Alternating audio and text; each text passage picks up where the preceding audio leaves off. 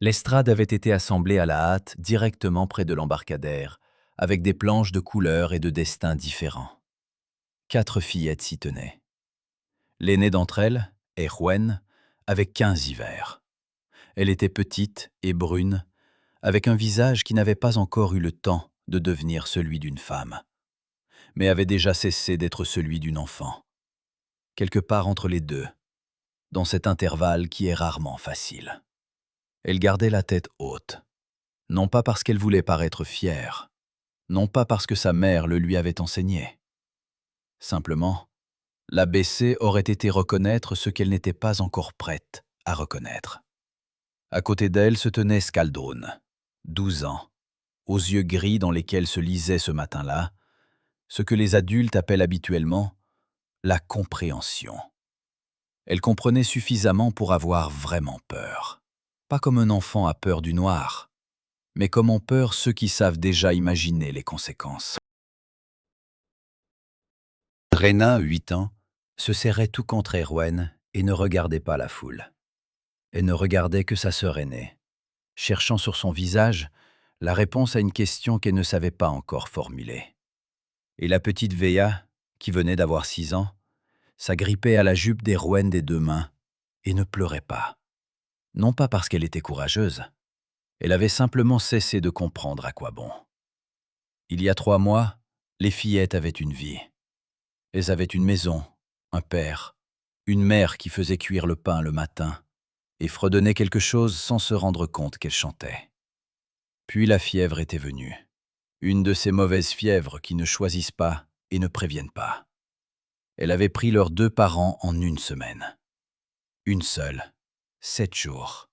Et tout ce qui avait existé avant s'était transformé en passé. Le tuteur des fillettes était devenu leur oncle Brunard, le propre frère de leur père, que leur père de son vivant n'appréciait pas particulièrement, mais la loi est la loi. Le sang détermine tout. En 3 mois, Brunard avait réussi à boire l'argent que leur père avait mis 20 ans à amasser, à perdre au dé le domaine familial face à un marchand de passage et à accumuler des dettes envers 3 personnes à la fois. Maintenant, il se tenait à l'écart de l'estrade, les bras croisés et le visage rouge de la bière de la veille, et regardait quelque part sur le côté, là où il n'y avait ni ses nièces, ni les yeux des gens qui l'observaient.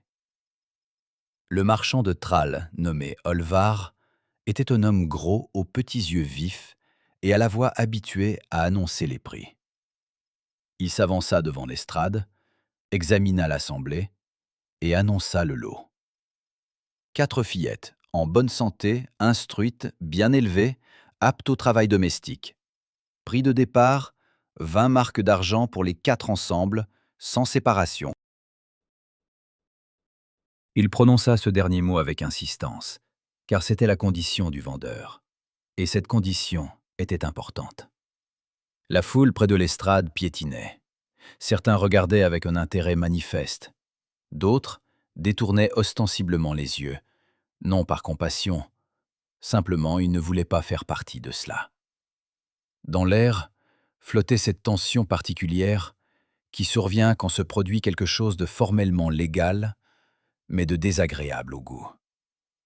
La première enchère fut faite par le tonnelier du moulin, un homme roux et trapu qui avait besoin de bras pour travailler, et à qui il était, à en juger par son air, complètement égal de savoir lesquels exactement. La deuxième enchère fut faite par un homme qu'Erwen avait vu une fois au marché du temps de ses parents. Et déjà alors, elle avait eu envie de s'éloigner du côté où il se tenait. Les enchères grimpèrent. Skaldrun, à côté d'elle, se mit à respirer à peine audiblement, de façon irrégulière. Erwen ne lui prit pas la main. Non pas parce qu'elle ne le voulait pas, mais parce que si elle se permettait maintenant ne serait-ce qu'un seul geste vers la peur, il serait plus difficile ensuite de s'arrêter. Reyna se pressa contre son flanc. Veya serra plus fort ses doigts sur la jupe. C'est alors qu'un homme sortit du brouillard. Il n'apparut ni brusquement, ni de façon spectaculaire. Il marchait simplement, et sortit, comme on sort de l'ombre quand on connaît le chemin. Grand, sec, dans un manteau sombre, sans un signe de lignage. À sa ceinture, il n'y avait pas l'épée d'un riche jarl, seulement un couteau à manche ordinaire et un rouleau de corde pendant négligemment d'une ceinture de cuir. Le visage sombre des années et du vent, une cicatrice le long de la pommette, ancienne, pâlie, devenue depuis longtemps partie des traits et non plus une marque. Son âge était difficile à déterminer d'emblée. Pas jeune, mais pas brisé. Quelque part dans cet intervalle où un homme soit s'est trouvé, soit s'est perdu définitivement. Sur son épaule gauche était perché un corbeau. Non attaché, sans lanière, il était simplement perché là, comme s'il en avait décidé ainsi lui-même. Et il regardait l'estrade avec le même calme que son maître. La foule s'écarta, non pas parce qu'il le demandait, non pas parce qu'il était plus bruyant ou plus imposant que les autres. Les gens reculèrent sur les côtés, comme l'eau devant la proue d'un bateau, sans effort, comme si cela devait être assis. Plusieurs hommes échangèrent des regards. Quelqu'un baissa les yeux. « 40 marks, dit-il. La voix était égale, sans effort, sans cette gravité appuyée que certains mettent dans un discours public. Simplement des mots prononcés au volume nécessaire. Pour les 4, ensemble, sans séparation. Brunard ouvrit la bouche. L'homme le regarda, calmement, sans menace. Il le regarda simplement. Et Brunard referma la bouche. Olvar parcourut rapidement l'assemblée du regard, ne trouva personne désireux de surenchérir et annonça précipitamment la transaction conclue. L'argent fut compté sur le champ. L'acte de vente fut pressé dans une bande de cuir. La manière standard de fixer une transaction là où il n'y a ni papier ni encre. Tout se passa vite, comme si quelque chose d'invisible voulait que ce soit déjà derrière. Erouen regardait l'inconnu. Il ne la regardait pas. Il regardait Brunard avec la même expression que celle avec laquelle on regarde une chose qu'on a décidé de ne pas toucher, mais qu'on n'a pas oubliée. Il y avait dans ce regard quelque chose de plus froid que la brume matinale sur le quai. Pas de la haine, non. Plutôt une connaissance claire et tranquille de celui qui se tenait devant lui. Et des conclusions tirées une fois pour toutes. Brunard prit l'argent et partit rapidement sans dire au revoir. Eirven baissa les yeux sur les mains de Veya, qui serrait toujours sa jupe. Elle ne lui demanda pas de les desserrer, qu'elle tienne aussi longtemps qu'il le faudrait. La brume sur le quai commençait enfin à se dissiper, et dans ses déchirures apparaissait le ciel, gris, sans promesse, mais un ciel tout de même. Le traîneau crissait sur la route gelée de manière régulière et monotone, comme un métronome. Le cheval avançait avec assurance. Il connaissait apparemment ce chemin par cœur, et n'avait pas besoin d'être encouragé. Urvir était assis sur le siège du conducteur, tenait les rênes sans effort, et ne se retournait pas. Les filles s'étaient installées dans le traîneau derrière lui, couvertes d'une cape grossière qu'il leur avait silencieusement jetée avant le départ. Eirven était assise droite et regardait son dos, large, immobile, dans un manteau sombre, sans ornement. Elle le regardait comme on regarde quelque chose d'inconnu, qu'il faut comprendre avant que cela ne vous surprenne. Cet homme avait payé 40 marks d'argent pour elle, n'avait pas dit un mot de trop, et les emmenait maintenant sur une route qu'elle ne connaissait pas, vers un lieu qu'elle n'avait pas vu. Ni explication, ni consolation, ni conversation. Seulement le crissement des patins et le corbeau qui était perché sur son épaule tout le long du trajet et qui se déplaçait parfois légèrement, cherchant son équilibre. quand le traîneau passait sur une ornière. Veya s'était assoupie, appuyée contre Reina. Reina regardait les arbres au bord de la route. Les sapins s'assombrissaient et se resserraient d'autant plus qu'ils s'éloignaient de Heyerdahl. Skaldrun ne dormait pas et ne regardait pas autour d'elle. Elle regardait en bas, ses mains, et Erven voyait comment elle serrait et desserrait les doigts. Pas nerveusement, mais comme quelqu'un qui essaie de trouver quelque chose de stable, là où rien n'est stable. À la première heure du trajet, Reina tira Erven par la manche et chuchota « J'ai soif ». Erven avait déjà ouvert la bouche pour dire « Attendons », quand Urvir, sans se retourner, tendit en arrière une outre de cuir. Il ne pouvait pas avoir entendu le chuchotement, ou il le pouvait, et c'était en soi une question à part. Reina prit l'outre, but, la passa à ses sœurs. Veya se réveilla, but sa part et referma les yeux. Urvir remit l'outre à sa ceinture et reprit les rênes à 2 mains. La route continuait. 1 heure plus tard, la forêt s'écarta, et devant eux s'ouvrit une cuvette entre 3 collines. La ferme se dressait là, comme si on l'y avait délibérément placée. Protégée au nord par une crête rocheuse, abritée du vent par les pentes. Une longue maison au toit de tourbe, une solide grange à l'écart, un enclos pour le bétail. Tout était robuste, sans superflu, sans trace d'abandon. On voyait que ce lieu était entretenu, même par un seul homme, même sans troupe. Et les corbeaux. Sur le faîte du toit, il y en avait au moins 5. 2 autres étaient perchés sur les poteaux de la clôture. Un autre, sur une branche nue de bouleau près du puits, complètement immobile, comme sculpté dans le bois. Erven commença à les compter du regard et se perdit au 8e. Le corbeau de l'épaule de Urvir s'envola dès que le traîneau entra dans la cour et se posa sur le faîte à côté des autres, naturellement, comme on rentre chez soi. Urvir détela le cheval lui-même, sans proposer d'aide ni la refuser. Les filles se tenaient au milieu de la cour et attendaient. Reina prit doucement la main de Veya. Erven regardait la maison, sa porte basse, la fumée qui sortait de l'ouverture dans le toit, les murs sombres en rondins. Dans la maison, il faisait chaud. On le sentait même de l'extérieur. C'était la première chose à laquelle elle s'accrocha mentalement. À l'intérieur, la longue maison s'avéra plus petite qu'elle ne paraissait de l'extérieur, mais pas exiguë. Un foyer central, le long des murs. De larges bancs recouverts de peaux. Une table en bois, des bancs simples. Sur les étagères du mur du fond se trouvaient des pots, des coffres, des planchettes de bois en piles soignées. Aucune décoration, aucun objet superflu. La maison d'un homme qui n'a besoin de rien prouver à personne.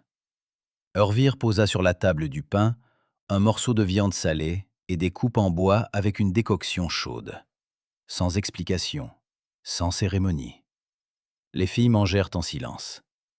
Veya s'endormit avant d'avoir fini de mâcher son morceau. Reina l'installa sur le banc le plus proche et la couvrit avec la cape. Quand le repas fut terminé, Urvir s'assit en face et regarda les 3 qui restaient à table.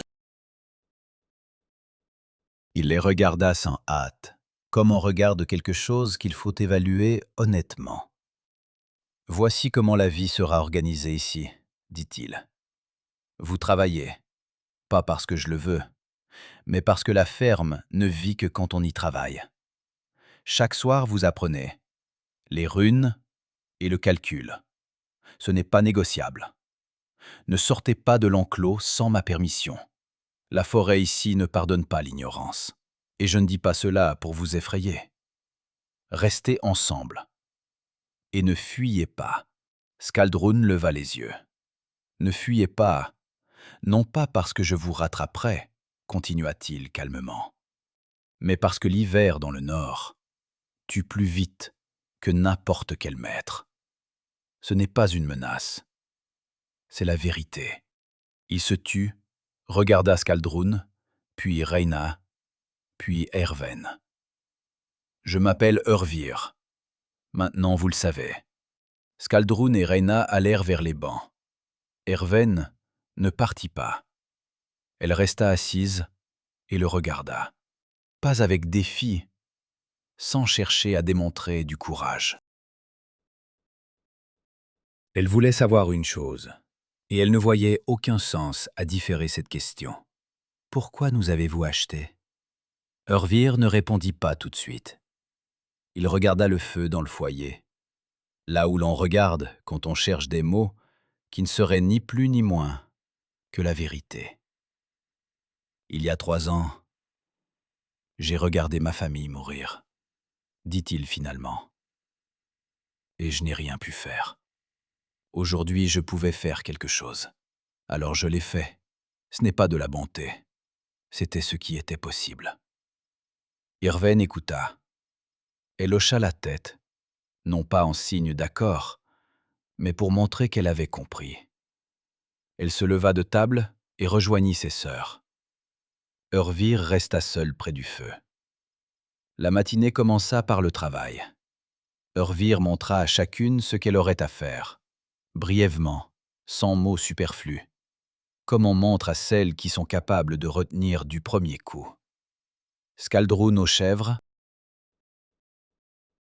Reyna au potager, gelé et endormi sous la neige, mais exigeant qu'on comprenne ce qui était semé où, ce qui gisait sous la terre, ce qui attendait le printemps.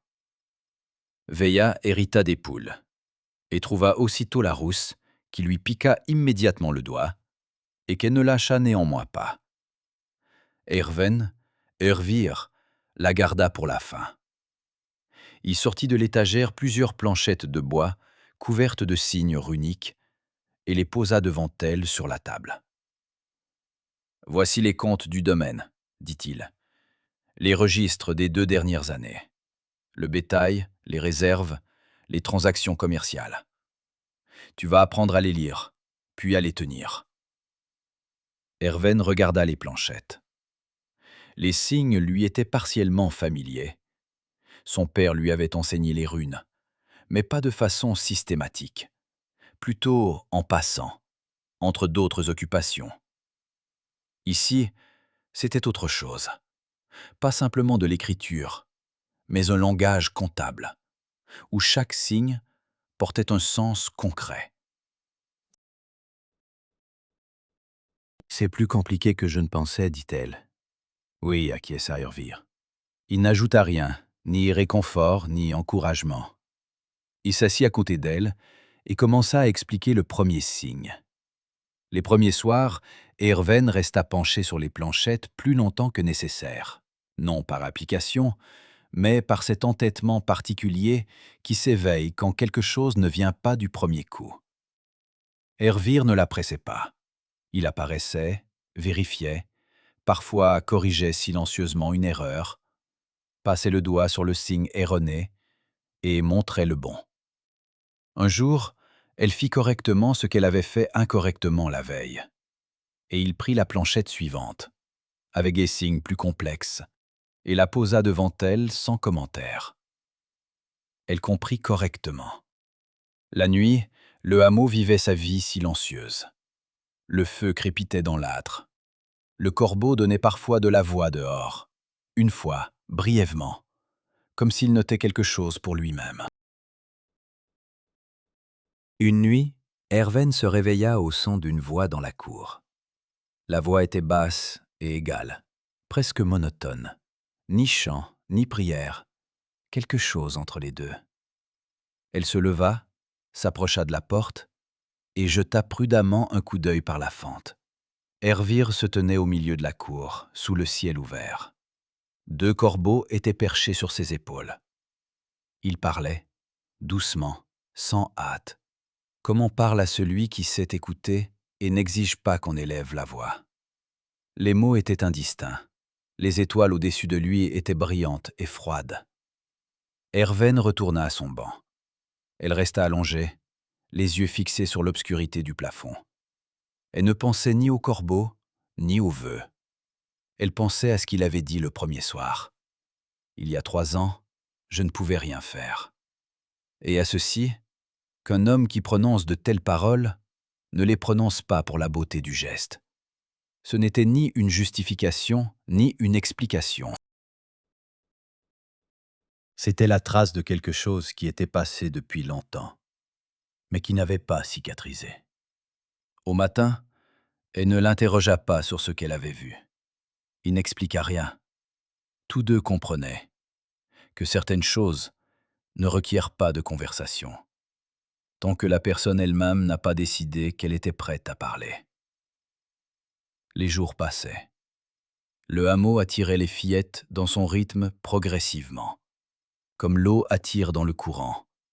D'abord on résiste, puis on cesse, puis on découvre qu'on nage déjà. Veilla, à la fin de la première semaine, connaissait toutes les poules par les noms qu'elle leur avait elle-même donnés. Reina trouva sous la neige du potager quelque chose de vivant et vint voir Hervir avec une question. Il répondit, et elle repartit avec l'air de quelqu'un qui a reçu une information importante. Skaldrun s'attarda un soir près de l'enclos des chèvres plus longtemps que prévu, et quand Herven vint la chercher, elle découvrit qu'elle se tenait simplement près de l'une des chèvres et lui grattait derrière l'oreille. Et la chèvre restait tranquille, et toutes deux étaient satisfaites. Hervir le remarquait. Il remarquait en général plus qu'il ne parlait. Cela devenait plus clair chaque jour. Un jour, il déplaça le travail de Rena à une autre heure, quand le gel se fit plus vif, sans explication. Un jour, il posa devant Skaldrun une vieille planchette de bois portant des strophes de style skaldique, en silence, comme s'il l'avait trouvée en chemin. Skaldrun la regarda toute la soirée, remuant les lèvres. Herven l'observait et pensait que cet homme, vivant seul avec des corbeaux dans une combe entre 3 collines, savait voir les gens avec plus de justesse que la plupart de ceux qui vivaient parmi eux. L'hiver au hameau de Hervir ne ressemblait pas à l'hiver qu'Herven avait connu auparavant. L'ancien hiver était domestique, avec l'odeur du pain sortant du four maternel, avec le père réparant le harnais près du feu, avec les sœurs qui s'agitaient sous une même couverture et se disputaient la place la plus chaude. Cet hiver était différent. Il était laborieux, silencieux et long. Mais il y avait en lui quelque chose qu'Herven n'avait pas attendu. Il y avait de l'ordre. Non pas l'ordre qu'on impose par la force, mais celui qui se maintient de lui-même. Parce que chaque chose est à sa place et que chaque personne sait pourquoi elle se lève le matin. Hervir n'expliquait pas le sens de ce qu'il faisait. Il montrait, une fois, parfois deux, et attendait. Si cela ne marchait pas, il montrait à nouveau, sans irritation et sans condescendance. Ce n'était pas de la bonté au sens habituel, plutôt un respect pour la capacité d'une personne à apprendre si on lui donne du temps. Skaldrun s'habitua aux chèvres plus vite qu'elle ne l'avait elle-même prévu. Elle découvrit en elles une patience dont elle ignorait l'existence auparavant. Cette patience particulière, discrète, qu'il faut avoir avec les animaux et qu'on ne peut enseigner délibérément. Les chèvres le sentaient. À la fin de la 2e semaine, la rousse, la plus rétive d'entre elles, laissait Skaldrun lui gratter derrière l'oreille. Et c'était là une petite victoire qu'elle n'expliqua à personne. Elle la portait en elle en silence, comme on porte ce qui est précieux précisément par sa discrétion. Reina au potager faisait ce qu'on peut faire en hiver avec une terre gelée. Elle l'étudiait. Elle marchait le long des planches et regardait, touchait la couche supérieure gelée, demandait à Hervir. Qu'est-ce qui poussait ici? Qu'est-ce qui a été semé sous la neige? Qu'est-ce qu'il faudra en premier? Il répondait avec précision et brièvement. Reina écoutait, hochait la tête et mémorisait avec cette rigueur qui habite certaines personnes depuis la naissance. Veilla avec les poules était une histoire à part.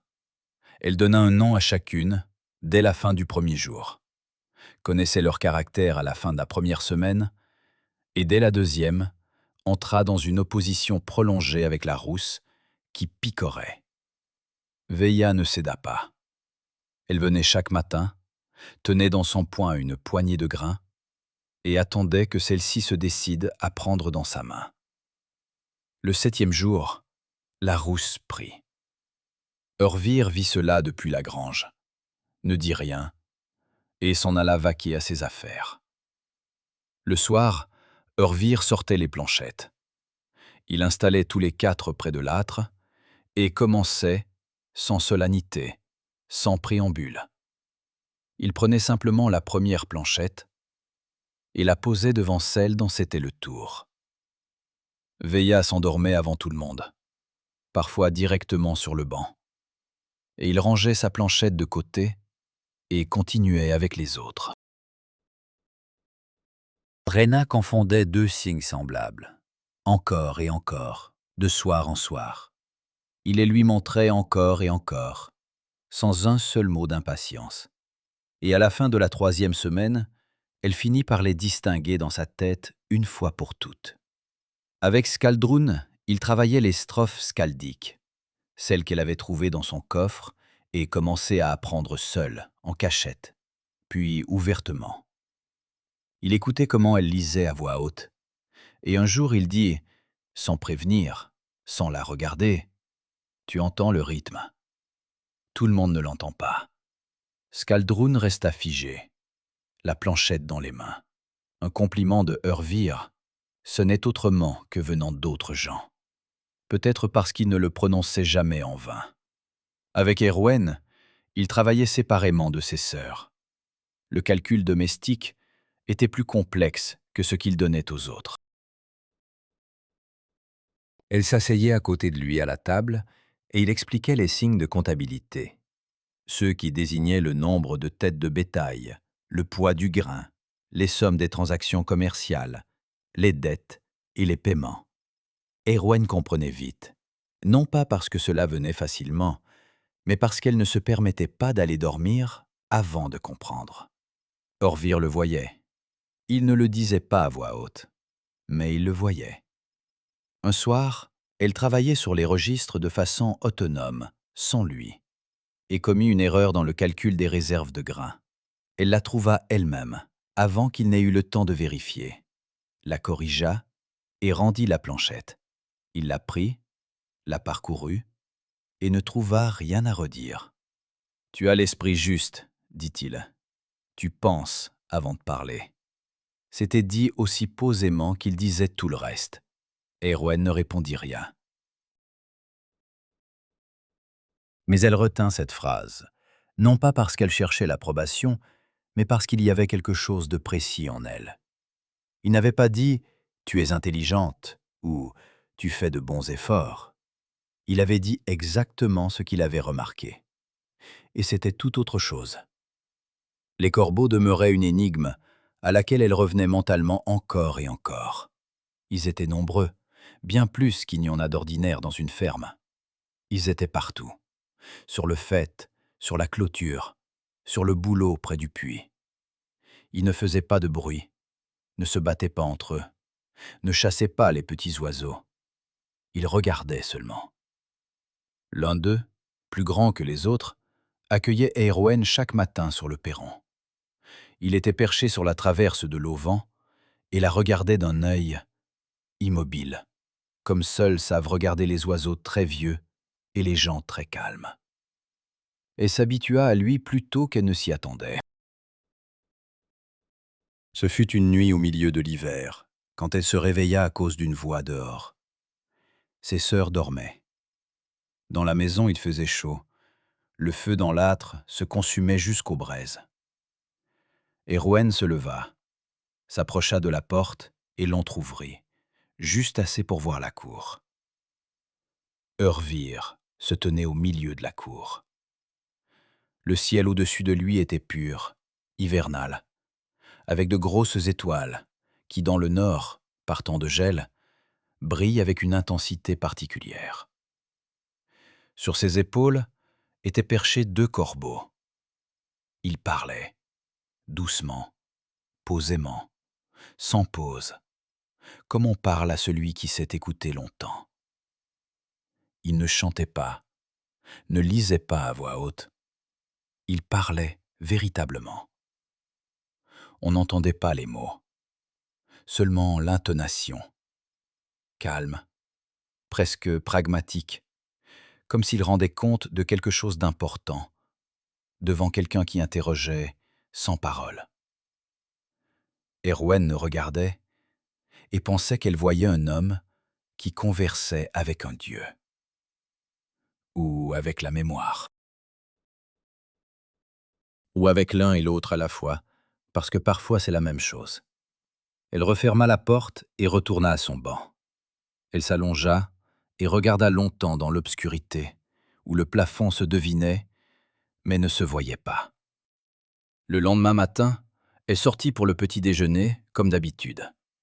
Urvir posa la bouillie sur la table et s'assit en face, et ils mangèrent en silence. Et elle ne demanda rien. Non pas parce qu'elle avait peur, parce qu'elle comprenait. Certaines choses, on les raconte soi-même, quand vient le moment. Et non pas quand on vous les demande. Janvier dans le Nord. Ce n'est pas simplement le froid. C'est une espèce particulière de silence qui vit dans l'intervalle entre les chutes de neige, quand tout autour est déjà blanc et immobile, et que le ciel n'a pas encore décidé de ce qui suivra. Dans un tel silence, les sons portent loin. Le crissement des patins sur la route s'entendit bien avant que le traîneau de Sveirod n'entre dans la cour. Erwen aperçut le visiteur par la fenêtre. Un homme d'une quarantaine d'années, trapu, dans un manteau de bonne facture bordé de fourrure, de ceux qui sont habitués à l'hiver et ne s'en plaignent pas. Il était venu seul, sans ouvrier, ce qui indiquait une affaire non urgente, mais nécessitant une conversation sans oreilles indiscrètes. Urvir sortit à sa rencontre. Ils se serrèrent les poignets devant le portail. C'est ainsi que se saluent des hommes qui connaissent la valeur l'un de l'autre, mais rien de plus. Erwen prit une louche en bois remplie d'une décoction chaude aux herbes, non parce qu'on le lui avait demandé, mais parce qu'un hôte arrivant du froid, c'était l'ordre naturel des choses, et sortit dans la cour. Urvir et Sveirod se tenaient près de la grange, parlant des pâturages. Où passerait la limite en été? Quelle chèvre pourrait aller où? Ce qui avait été convenu la dernière fois, et ce qu'il fallait rectifier maintenant. Erwen posa la louche sur une souche près du perron et saisit le balai. La neige s'était accumulée pendant la nuit sur les marches, et c'était là un travail pour les quelques minutes à venir. Urvir était entré dans la grange chercher une planchette avec des inscriptions dont il avait besoin. Sveirod prit la louche, but une gorgée, regarda Erwen. Puis il s'éloigna de la grange de quelques pas, sur le côté, loin de la porte, et dit à voix basse « Approche ». Elle s'approcha. Sveirod parlait doucement, regardant non pas vers elle, mais quelque part par-dessus la clôture, vers les collines, vers la forêt sombre, au loin. Tu dois savoir qui il est. Non pas parce que c'est dangereux, je ne pense pas que ce soit dangereux, mais parce qu'il vaut mieux savoir où l'on vit. Erwen écoutait. Il y a 3 ans, Urvir était jarl. Une ferme, du bétail, une troupe, tout comme il se doit. Une femme, Sigrid, une fille, Thora. On dit qu'il était un bon mari et un maître juste. Puis vint la fièvre. Toutes deux moururent. D'abord la fille, 3 jours plus tard la femme. Il les enterra lui-même, sans rite, sans scalde. Après cela, il dispersa sa troupe, abandonna sa ferme et partit. Personne ne savait où. On ne le mit pas hors la loi. Il n'avait rien fait contre les gens. Il avait simplement disparu. Puis il réapparut ici, dans cette combe, seul, avec des corbeaux. Sveirod se tut un instant et but encore une gorgée à la louche. On dit qu'après la mort de sa famille, il fit un vœu à Odin. On dit qu'Odin l'accepta, qui lui donna des corbeaux au lieu de conseillers. On dit qu'il agit désormais non plus seulement selon sa propre volonté, mais selon une volonté qu'il n'a pas choisie. Je ne sais pas si c'est vrai ou non. Je sais seulement que les gens le craignent un peu. Non par malveillance, avec ce respect qu'on éprouve pour un homme quand on ne sait pas ce qu'il a derrière lui. Erwen entendait Orvir bouger derrière le mur de la grange. Des pas, le grincement d'une caisse en bois. Il ne restait plus beaucoup de temps pour parer. « Je te dis cela non pour t'effrayer », ajouta Sveirod. « Simplement, il vaut mieux savoir. » « Peu m'importe selon quelle volonté il agit, » répondit-elle d'un ton égal. « Ce qui m'importe, c'est ce qu'il fait. Et ce qu'il fait n'est qu'honnête. » Sveirod la regarda, brièvement, d'un air évaluateur, sans condescendance. Il hocha la tête, ne dit rien de plus. Quand Orvir sortit avec la planchette, ils revinrent à leur conversation sur les pâturages. Et Erwen ramassa son balai et rentra dans la maison. Tout le reste du jour, Erwen ne pensa ni au corbeau, ni aux vœux. Elle pensa à Sveirod, à la manière dont il avait parlé. Sans condamnation, sans admiration, avec cette prudence mesurée, avec laquelle on parle de choses qu'on ne comprend qu'en partie. Elle-même ne comprenait Orvir qu'en partie. Mais chaque semaine, davantage. Le soir, quand les sœurs se furent retirées sur leur banc, elle ne partit pas. Elle resta à la table avec la planchette sur laquelle elle avait travaillé la dernière heure, bien que le travail fût déjà terminé. Orvir était assis près de l'âtre et réparait un harnais de cuir. L'aiguille entrait dans le cuir de manière régulière et mesurée. Le corbeau sur son perchoir contre le mur somnolait, la tête enfouie sous l'aile. Erwen reposa la planchette. « Est-ce vrai, demanda-t-elle, que vous avez fait un vœu à Odin ?» Orvir ne s'arrêta pas immédiatement. Il fit encore un point, puis posa le harnais sur son genou et regarda le feu. Pas elle, le feu. C'est ainsi qu'on regarde quand il faut trouver des mots honnêtes et non commodes. « C'est vrai, dit-il. Vous raconterez ?» Une longue pause. Non pas celle qui vient du refus de parler, mais celle qui vient quand un homme décide par quel bout prendre quelque chose de lourd. Quand Thora mourut, je tenais encore. Un enfant. C'est terrible, c'est insupportable. Mais je me disais, Sigrid est là, nous nous en sortirons.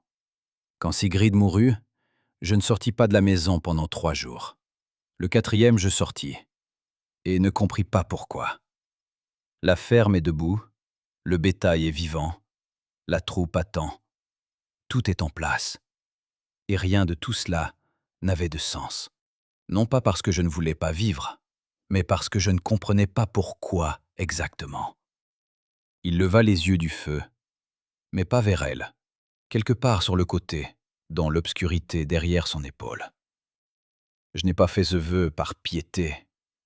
Je l'ai fait parce qu'il n'y avait plus rien à quoi me raccrocher.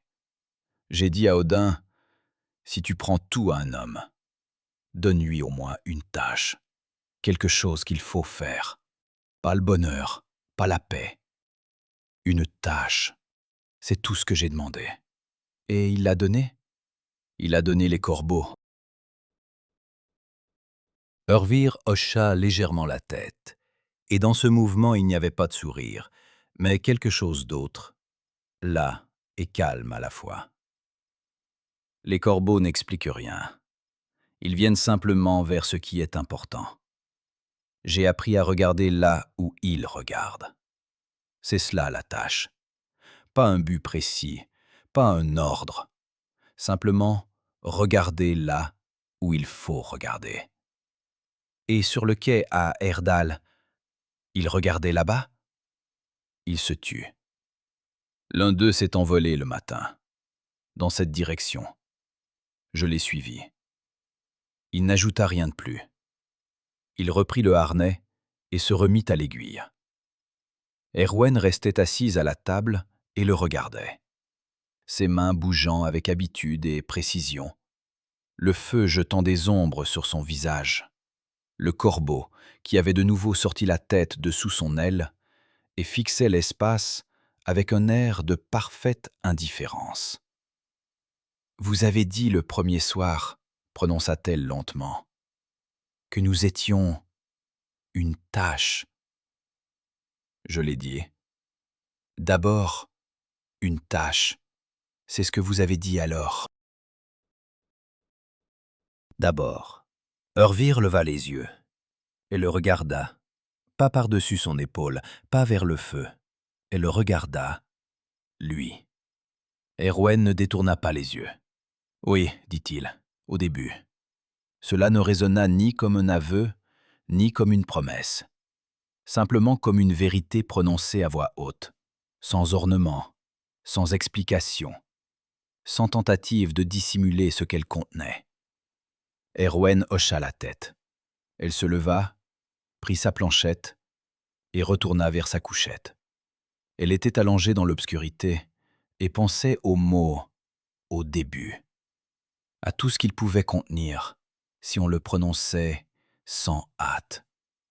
À l'homme qui avait demandé à un Dieu, non pas le bonheur, ni le retour à la vie, mais une tâche. Et au fait qu'une tâche n'était pas la même chose qu'un devoir. On choisit une tâche soi-même. On la choisit même parmi peu d'options. Et cela, aussi étrange que cela puisse paraître, rendait Urvir à ses yeux non pas moins libre, mais plus libre. Depuis ce soir-là, elle commença à l'observer différemment. Pas intensément.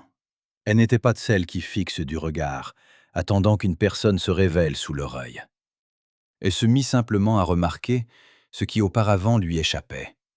Comment il parlait avec Veya, sans précipitation, sans cette brièveté condescendante dont les adultes pêchent souvent avec les petits-enfants. Comment il écoutait Skaldrun quand celle-ci lisait à voix haute des strophes skaldiques. Il écoutait vraiment, n'attendant pas qu'elle finisse pour dire son mot. Comment il voyait la fatigue de Reyna avant qu'elle-même ne la remarque, et redistribuait discrètement le travail, sans demander, sans expliquer, déplaçant simplement les choses de manière à alléger le fardeau. Il y eut un jour fin janvier où Eowyn s'attarda plus longtemps que d'habitude près de la grange. Elle comptait les sacs de grains pour les registres domestiques. Urvir entra chercher quelque chose dont il avait besoin, la trouva là, prit ce qu'il cherchait et s'apprêtait déjà à partir quand il s'arrêta sur le seuil. « Tu ne t'es pas trompé, dit-il. » Elle ne comprit pas tout de suite de quoi il parlait. « La dernière fois, tu as compté 2 fois. Aujourd'hui, une seule fois. Et c'est juste. »« J'ai retenu l'ordre, » répondit-elle. « C'est cela, compter, » dit-il. Et il partit. Erwen le regarda s'éloigner et pensa que cet homme ne disait jamais de mots superflus. Jamais. Pas une seule fois en toutes ces semaines. Chaque mot qu'on entendait de lui, il le prononçait parce qu'il était juste. C'était un don rare, dont la plupart des gens ne soupçonnaient même pas l'existence. Dire exactement ce qu'il faut, et pas un mot de plus.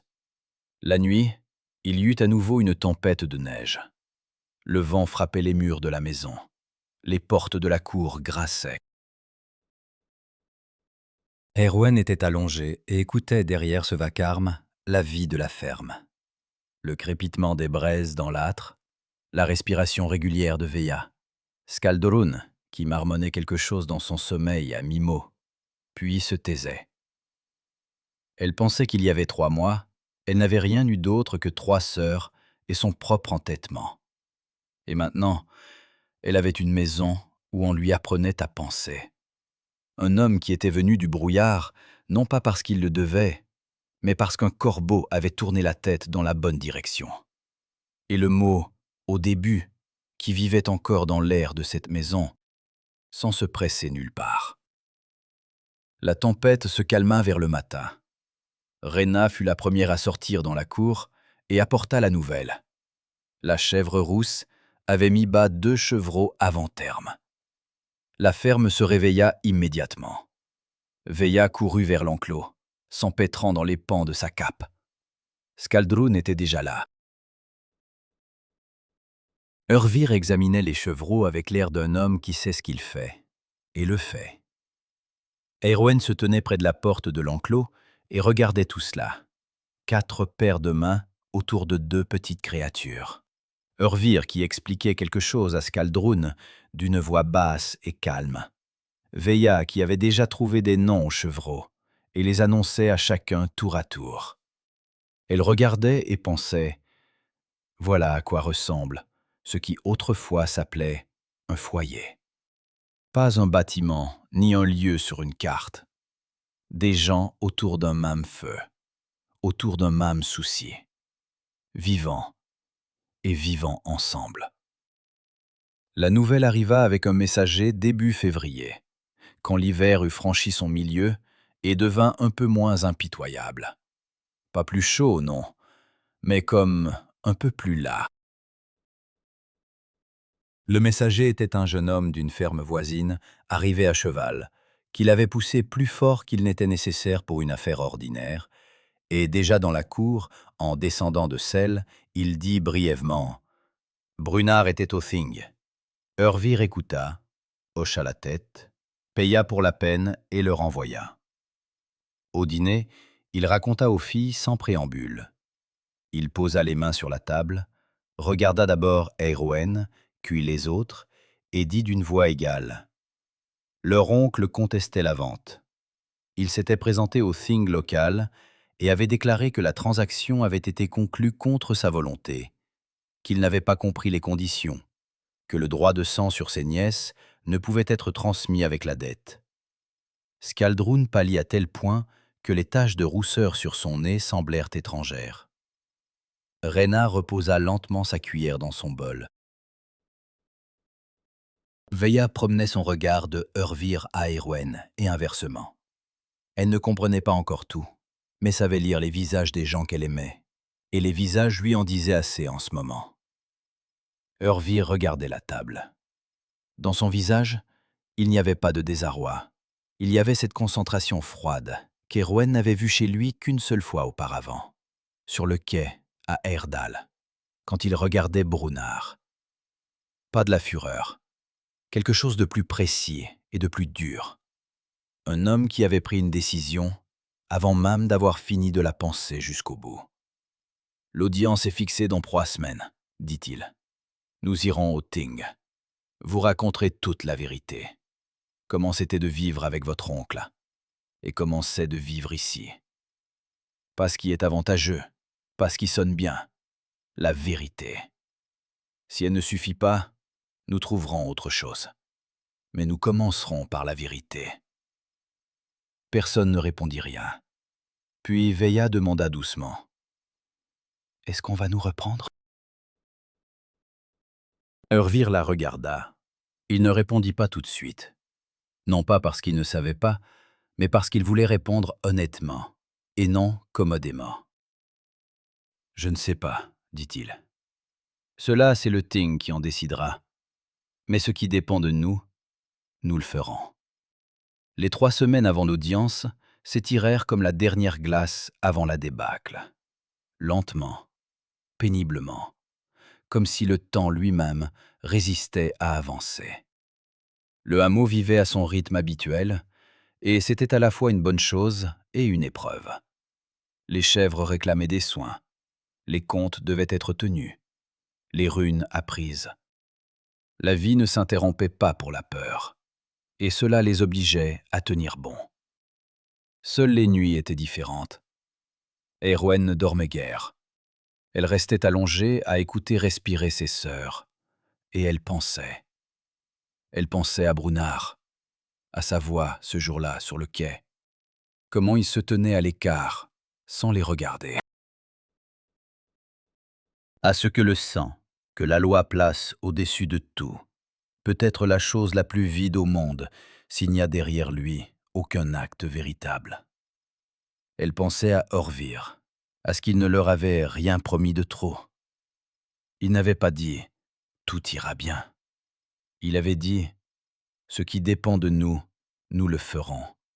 Et dans ces mots, il n'y avait pas de froideur, mais du respect. Pour elle et pour la vérité. 5 jours avant le départ, Reina se cassa le bras. Elle tomba de la clôture. Elle était montée réparer une planche qui s'était descellée avec le gel. Elle glissa et tomba maladroitement sur la main tendue. Il n'y eut qu'un cri. Bref. Puis elle resta assise dans la neige, serrant son bras contre sa poitrine, et se tut. Reina ne criait jamais longtemps.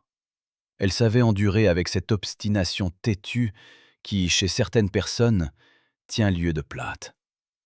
Quelques minutes auparavant, l'un des corbeaux avait crié dans la cour, violemment, 2 fois, sans raison apparente. Erwen l'avait entendu depuis la maison sans y prêter attention. Puis elle était sortie et avait vu Reina dans la neige. Orvir remit l'os lui-même. Ses mains étaient sûres et précises. C'était le geste d'un homme qui sait infliger la douleur exactement autant qu'il le faut, et pas une seconde de plus. Reina mordit une lanière de cuir, ne poussa aucun son. Puis Veya arriva avec une botte d'herbe qu'elle avait réussi à trouver dans le cellier, avec cet air qu'ont ceux qui ont déjà tout décidé par eux-mêmes. Orvir prit la botte, l'examina, hocha la tête et lui dit quoi faire ensuite. Le soir, Erwen resta assise près de Reina pendant qu'elle s'endormait et pensa au corbeau qui avait crié avant que quelque chose n'arrive. Ce n'était pas la première fois.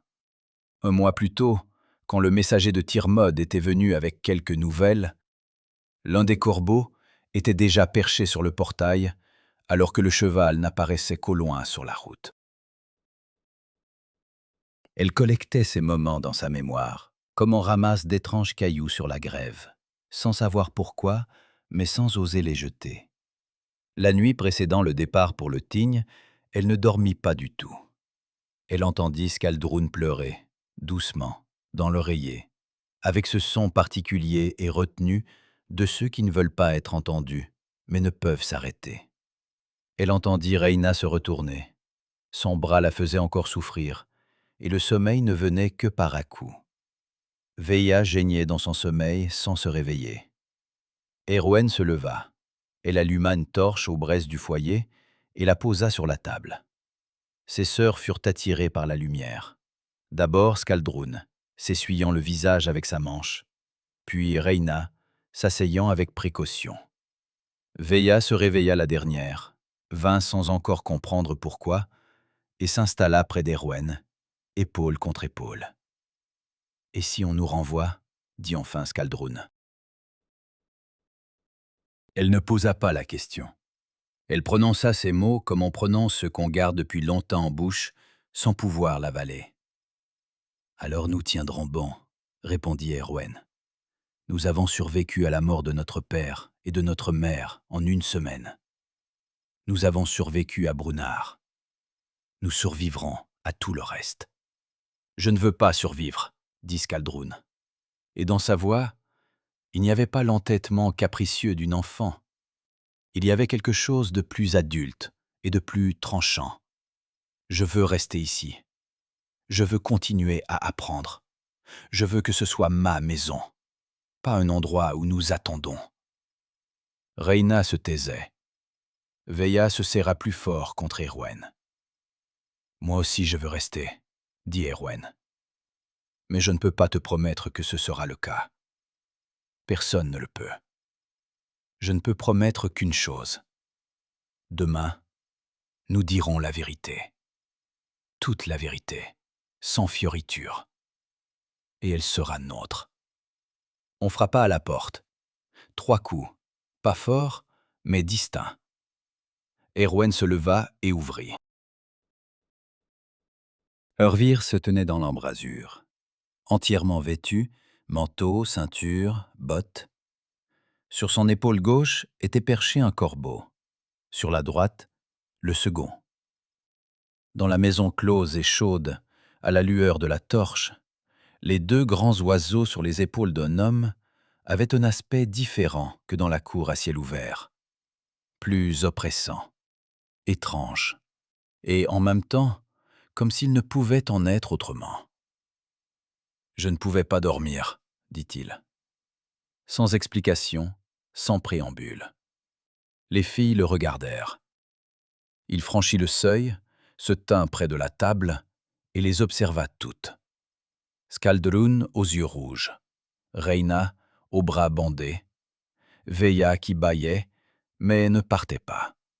« Voici ce que je vais vous dire, » prononça-t-il d'une voix égale. « Au Ting, dites la vérité, rien que la vérité. N'essayez pas de paraître meilleur ou pire que vous n'êtes. Ne pensez pas à ce que les hommes autour de vous veulent entendre. Soyez simplement celle que vous êtes. C'est la seule chose que vous ayez, et la seule chose qu'on ne puisse vous prendre. » Skaldrun s'essuya les yeux. « Et si la vérité ne suffit pas ?» demanda Veya. Elle savait poser les questions que les autres pensaient sans les prononcer à voix haute. Orvir la regarda sans condescendance, comme on regarde celui qui a posé une vraie question et mérite une vraie réponse. « Alors nous saurons que nous avons tout fait correctement, » dit-il. « Parfois, c'est tout ce qui reste. » Il partit, les corbeaux avec lui. La porte se referma et la maison redevint silencieuse. Seul le feu crépitait. Eärwen revint à la table et regarda la torche, la petite flamme obstinée qui brûlait sans demander la permission. Elle pensa au fait que Orvir était venu les voir en pleine nuit. Ce n'était pas parce que quelqu'un le lui avait demandé, ni parce qu'il avait entendu des pleurs, ou peut-être les avait-il entendus, mais ce n'était pas la question.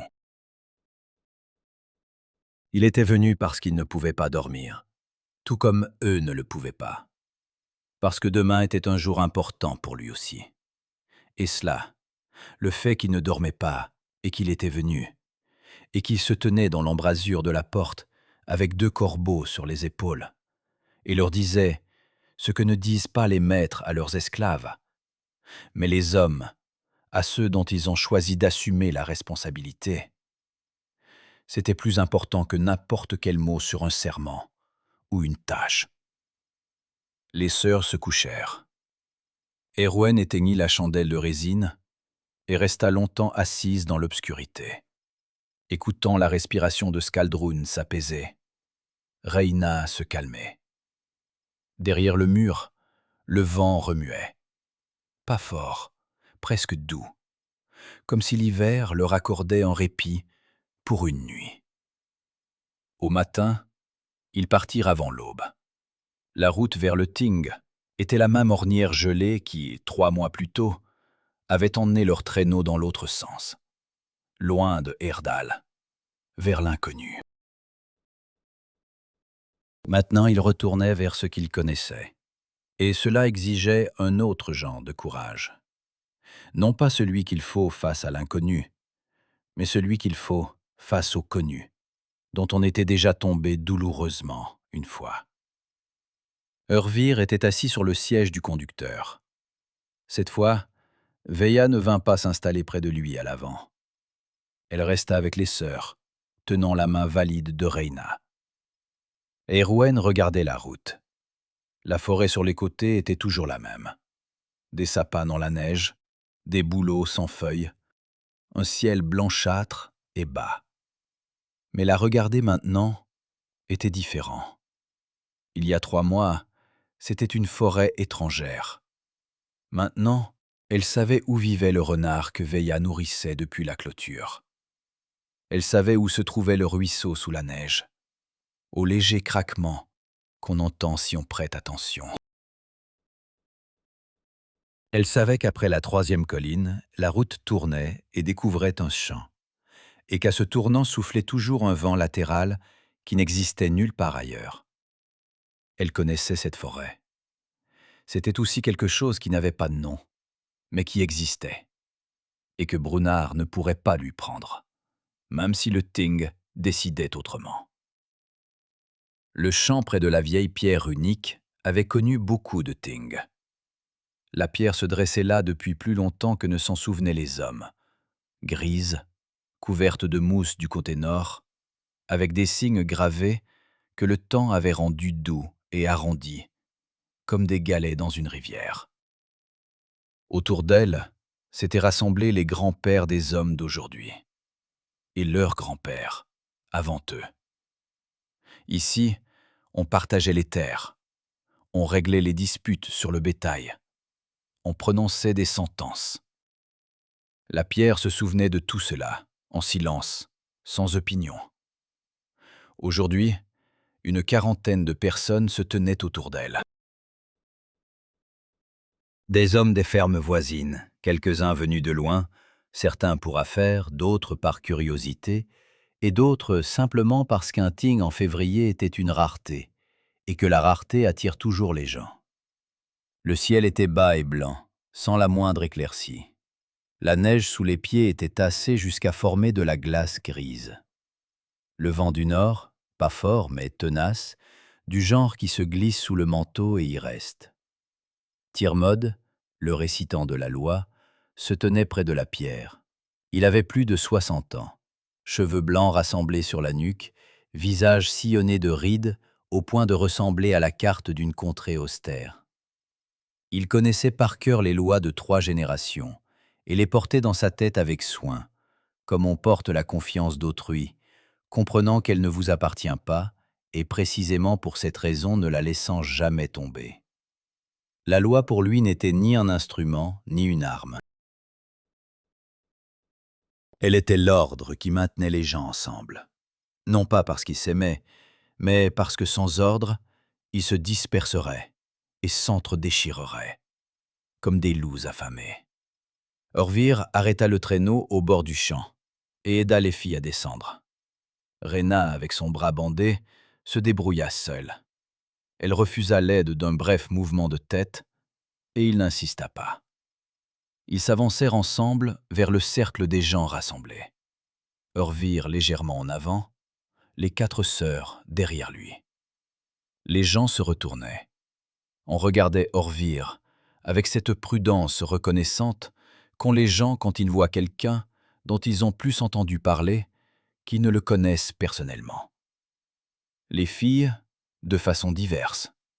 Certains avec curiosité, d'autres avec compassion, d'autres encore avec ce regard vide qui ne dit rien d'une personne, sinon qu'elle s'en moque. Brunard était déjà là. Erwan le vit immédiatement. Il se tenait de l'autre côté de la pierre dans un nouveau manteau, trop large aux épaules et trop riche pour sa position actuelle. Emprunté, de toute évidence. À côté de lui piétinait un homme qu'Erwan ne connaissait pas. Il lui parlait à voix basse et rapidement, et Brunard hochait la tête avec l'air de quelqu'un qui répète les mots d'un autre en s'efforçant de ne pas se tromper. Quand Brunard remarqua les filles, son visage vacilla un instant. Quelque chose y passa et disparut, trop vite pour qu'on puisse lui donner un nom. Il détourna le regard le premier. Tirmod ouvrit l'audience sans mots superflus. Il expliqua aux personnes rassemblées l'objet de l'affaire, brièvement et précisément, comme un homme habitué à choisir ses mots, de façon qu'aucun ne soit de trop. Une transaction sur le quai à Herdal. Le vendeur, tuteur par le sang. L'acheteur, Orvir, de la ferme dans la Combe du Nord. L'objet du litige, la légalité de la transaction. Le plaignant. Brunard, frère du défunt père des filles. Brunard parla le premier. Il parlait bien. Il fallait lui reconnaître cela. Il savait parler. Sa voix était douce et grave, engageante, et il le savait et s'en servait habilement, comme on se sert de n'importe quel outil commode. Il raconta son chagrin. comment il avait perdu son frère, comment il était resté le seul tuteur de 4 fillettes orphelines, comment le devoir et le besoin pesaient sur lui. Il ne se justifiait pas, non, il se repentait. Et la différence entre ces deux choses était que la justification exige une défense, tandis que le repentir n'exige que des auditeurs. Sa voix se brisait aux endroits qu'il fallait, là où il parlait de ses nièces, de l'amour qu'il leur portait, de l'erreur commise dans un moment de faiblesse. Plusieurs hommes dans le cercle hochaient la tête. Un vieux bonde à gauche d'Hervène soupira, doucement, mais elle l'entendit. Hervène regardait Brunard et songeait que le mensonge n'est pas toujours ce qui n'a pas été. Parfois, le mensonge est la vérité, racontée dans un tel ordre et avec de telles pauses, que le réel y devient méconnaissable. Tout ce qu'il disait était techniquement exact. La dette avait existé, le besoin avait existé, les nièces avaient existé. Seulement, entre ces mots, il avait soigneusement retiré tout le reste, la terre bue jusqu'à la lie, l'argent perdu au jeu, les 3 créanciers qu'il fallait payer, et l'estacade près du quai où il les avait menés lui-même, de ses propres jambes, sans que personne ne le lui demande. Puis Urvir s'avança. Il ne construisit pas de discours. Il parlait comme il tenait ses registres, avec précision, dans l'ordre, sans ornement. Il nomma la date de la transaction. Il nomma le montant des dettes de Brunard, les 3, avec les noms des créanciers et les sommes qu'il avait réussi à connaître durant ces 3 mois. Il dit que la vente avait eu lieu en présence d'une assemblée complète de témoins sur le quai marchand, en lieu légal, dans le respect de toutes les conditions. Il dit qu'en 2 mois à la ferme, les filles avaient appris l'écriture runique, la tenue des comptes, l'entretien du domaine, qu'elles étaient en bonne santé, nourries et vêtues, qu'aucune main ne s'était levée sur l'une d'elles durant tout ce temps, et qu'il était prêt à le dire sous n'importe quel serment que le Ting jugerait nécessaire.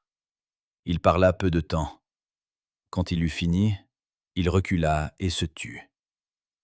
Tirmod garda le silence, parcourant l'assemblée du regard. Puis il dit « Y a-t-il quelqu'un qui était présent lors de la transaction et souhaite confirmer ou réfuter ce qui a été dit ?» 2 hommes sortirent du cercle. Tous 2 étaient sur le quai ce jour-là. Tous 2 confirmèrent. Il n'y avait eu aucune contrainte. La transaction avait été conclue ouvertement. Le vendeur avait reçu l'argent de son plein gré et était parti. Brunard dit quelque chose à son conseiller. Vite, à voix basse. Celui-ci secoua la tête. « Hervène, fille de Goudmar », prononça Tirmod. « Le Ting t'appelle à parler. » Elle s'avança. Le cercle de gens autour semblait plus large qu'il ne l'était en réalité. C'est toujours ainsi quand beaucoup d'yeux vous regardent en même temps. Hervène s'arrêta près de la pierre, assez près pour voir le visage de Tirmod, et assez loin pour voir tout le cercle. Du coin de l'œil, elle capta le regard de Brunard. Il la regardait avec cette expression suppliante dont elle se souvenait. Elle l'avait vu une fois auparavant, ce jour où il leur avait expliqué ce qui se passait et leur avait demandé de ne pas pleurer ni faire de bruit. Parce que ce n'était que temporaire, parce que tout s'arrangerait. L'expression était la même. Hervène détourna les yeux et regarda Tirmod. « Parle, dit-il. » Elle parla lentement. Non parce qu'elle avait peur, mais parce qu'elle voulait que chaque mot se pose là où elle le posait, sans déplacement, sans perte. « Mon oncle nous a vendus pour payer une dette de jeu, » dit-elle. Pas par désespoir, ni par pauvreté. Il avait eu le temps de trouver une autre issue, et il ne l'a pas cherchée. Il nous a vendus parce que nous étions la solution la plus commode parmi celles qui étaient à portée de main. C'est son droit selon la loi. Je ne dis pas que la loi a été violée. Je parle de ce qui se tient derrière cette loi. Tirmod écoutait. Le cercle autour se taisait. Urvir ne nous a pas achetés parce qu'il avait besoin d'esclaves. Il a une ferme, un domaine, il se débrouillait seul. Il nous a achetés parce qu'il se tenait sur le quai et voyait ce qu'il voyait, et qu'il n'a pas pu partir. La loi dit que le sang décide de tout, mais le sang de Brunard nous a vendus. Et un homme sans notre sang a payé pour nous. Je demande au Ting de prendre cela en considération, non comme un sentiment, mais comme un fait. Elle se tut. Tirmod la regarda longuement, comme regarde un homme qui a entendu beaucoup de discours et sait séparer les mots de ce qui se tient derrière eux. Puis son regard se déplaça vers Brunard, puis vers les hommes autour. Brunard du lignage de Goudmar, prononça le law speaker d'une voix égale. Tu affirmes que la transaction a été conclue sous la contrainte. Pourtant, 2 témoins ont confirmé le contraire. Tu affirmes que tu ne comprenais pas les conditions. Pourtant, les conditions ont été annoncées, ouvertement, en assemblée. Le droit du sang n'annule pas une transaction légale conclue par le tuteur de sang lui-même de son plein gré. La loi se tait là où l'homme a lui-même renoncé à ses droits contre de l'argent. La transaction pour dette a été conclue en lieu légal, devant témoins, sans contrainte. La contester par une accusation de contrainte est impossible. Il n'y a pas eu de contrainte. La tutelle reste à Urvir. Le ting est clos. Plusieurs hommes échangèrent des regards. Le vieux bonde à gauche d'Irven ne soupirait plus. Brunard se tenait près de la pierre et regardait Tirmod avec cette expression avec laquelle les gens regardent une porte fermée, comprenant qu'elle est fermée définitivement et qu'ils n'ont pas la clé. Puis il se retourna et partit. Vite, sans regarder personne, ni le law speaker, ni les filles, ni les hommes qui le suivaient du regard. Son conseiller le suivit, lui disant quelque chose à l'oreille. Brunard ne répondait pas. Irven les regardait s'éloigner.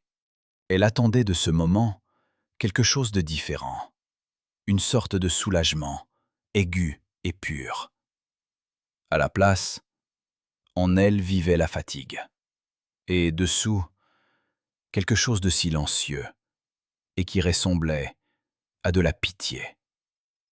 Pas pour elle-même, pour lui. Il les avait vendus pour de l'argent qu'il avait déjà perdu avant qu'elle n'arrive à la ferme. Maintenant, il n'avait ni l'argent, ni la nièce, ni la réputation d'un homme à qui l'on peut faire confiance. Il avait choisi cela lui-même, pas à pas, et chaque pas lui avait semblé raisonnable sur le moment. C'était plus triste que s'il s'était révélé simplement méchant. Tirmod s'approcha de Urvir. Ils parlèrent brièvement, à mi-voix. Erwen n'entendait pas les mots, seulement l'intonation. Pragmatique, égale. Puis Tirmod regarda les fillettes, toutes les 4. Avec cette expression ne se lisait ni compassion ni triomphe. Seulement le calme mesuré d'un homme qui avait fait ce qu'il devait faire et considérait cela suffisant. Skaldrun s'approcha d'Erwen et lui prit la main, en silence, fermement. Reyna se plaça à côté d'elle, épaule contre épaule. Veilla enlaça Erwen par derrière, le front enfoui contre son dos. Erwen se tenait dans ce cercle formé par ses 3 sœurs et songeait que voilà, c'était cela ce qu'elle possédait. Pas la décision du Thing, pas la pierre gravée de runes, pas la loi qui aujourd'hui s'était trouvée de son côté. Ces 3-là, vivantes, chaleureuses, réelles. Urvir s'éloigna de Tirmod et s'approcha d'elle. Il se plaça à leur côté, pas tout contre, à 1 pas de distance, comme toujours.